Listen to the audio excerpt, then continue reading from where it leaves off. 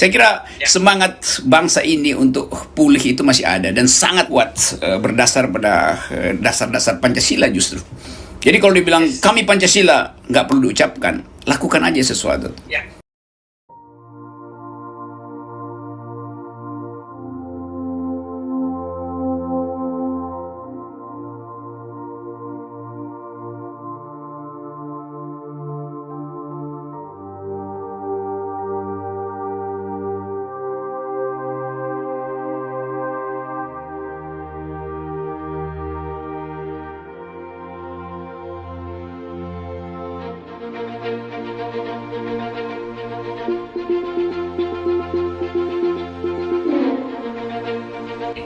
Ya, kita lupakan sementara pemerintah supaya kita bisa fokus pada aktivitas publik. Atau jangan lupakan sementara, lupakan selamanya aja kan, bahwa memang nggak ada pemerintah itu kan. Itu sebetulnya lebih fair itu.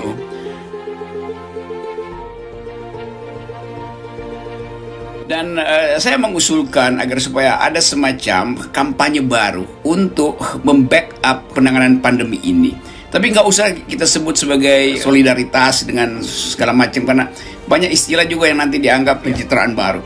Tidak, kita lakukan aja perlahan-lahan. Nggak perlu publikasi sebetulnya.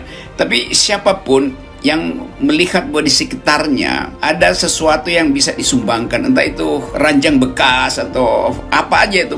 Karena nanti akan terbentuk satu komunitas yang mengolah itu secara mandiri, bukan ke rumah sakit, tapi mungkin ke balai desa. Nanti ada balai desa yang diubah jadi tempat sementara penampungan.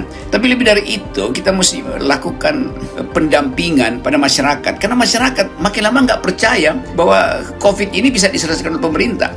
Jadi satu upaya ya, dekati secara perlahan-lahan, beritahu bahwa pakai masker aja, kalau belum punya penyakit mending pakai masker tuh. Dan sekedar menekankan pentingnya masker itu pemerintah nggak sanggup. Saya tahu itu karena setiap kali saya jalan ke pinggir-pinggir desa itu, orang tidak menganggap bahwa masker itu ada gunanya. Ada yang pakai masker udah 4 hari nggak diganti-ganti itu, karena memang kebetulan mungkin kasusnya belum ada, atau mungkin belum sampai di situ testingnya tuh. Yang lebih penting adalah penyadaran terhadap rakyat. Karena kasus-kasus semacam ini masih akan bertumbuh lebih gawat lagi. Dan tiba-tiba rakyat bingung. Masih banyak di desa-desa, di sekitar Jakarta aja itu 40 km dari sini, daerah Jawa Barat, Sentul, segala macam itu tetap terjadi kerumunan. Dan itu nggak sampai di situ informasi tentang COVID, bayangkan.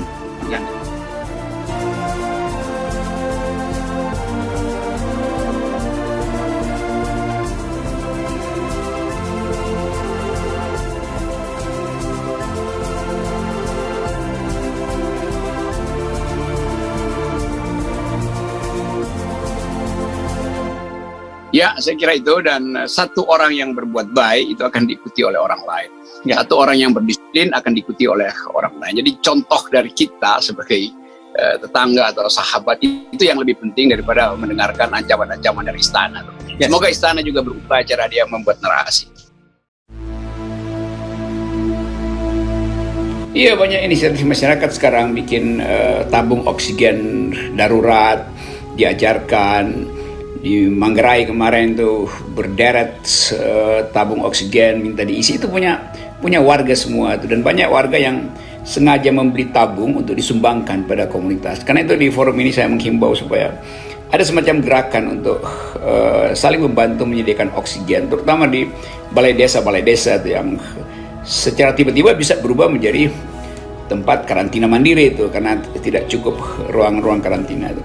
Jadi kemarin saya beritahu bahwa beberapa teman lagi mengumpulkan dana atau sumbangan botol oksigen di organisasi yang dipimpin oleh Sandiawan Sumardi yang namanya Forum Kampung Kota itu.